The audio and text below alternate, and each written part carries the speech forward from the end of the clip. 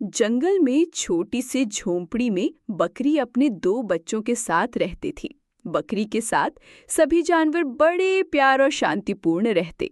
परंतु उसी जंगल में एक बहरूपिया भेड़िया रहता, जो जानवरों को अपने छल और धोखे से शिकार करता।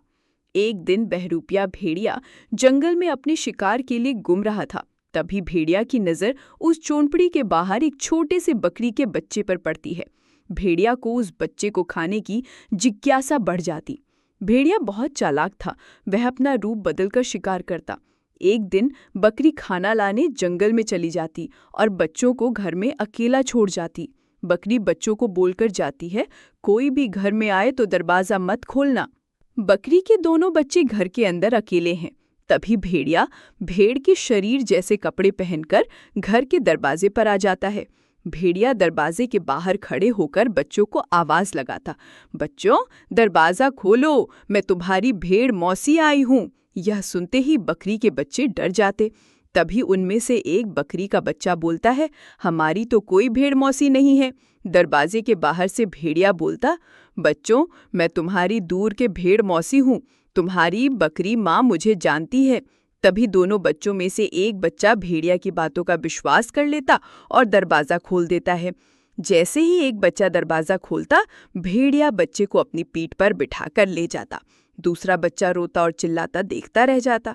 बकरी जब घर वापस आती तो एक बच्चा माँ को सारी बात बताता। बकरी गुस्से में जंगल में बच्चे को ढूंढने निकल जाती।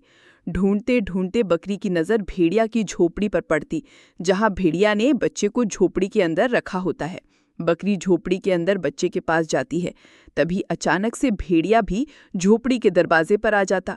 भेड़िया बकरी और बच्चे को देखकर खुश होता है।